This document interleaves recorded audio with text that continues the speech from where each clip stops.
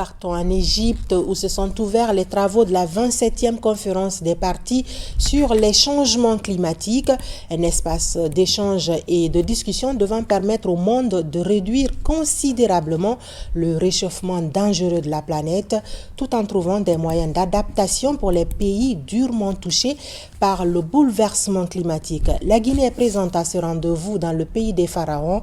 Suivez ce compte-rendu de notre envoyé spécial, Mamad Alpha Baldi. 100 pays, 37 000 participants, la 27e conférence des parties sur les changements climatiques démarre.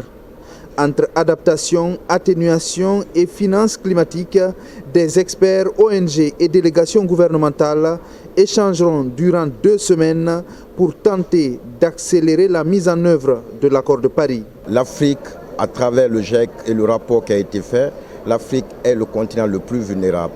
Donc, pour le groupe africain, il est important de reconnaître cette circonstance spéciale. On parle de pertes et préjudices, on parle des impacts irréversibles, des impacts résiduels qu'on ne peut pas adapter.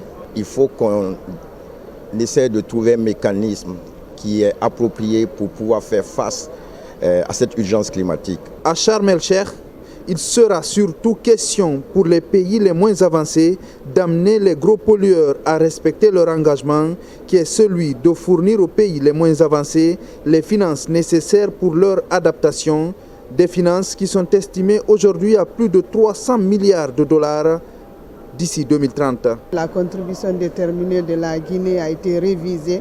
On a un engagement de 69% de réduction des gaz à effet de serre.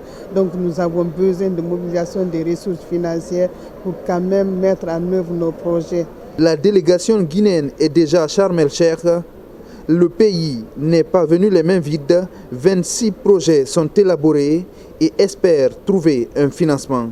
Des projets ont été proposés par les structures publiques, je vais parler des ministères. De nombreux ministères ont proposé des projets.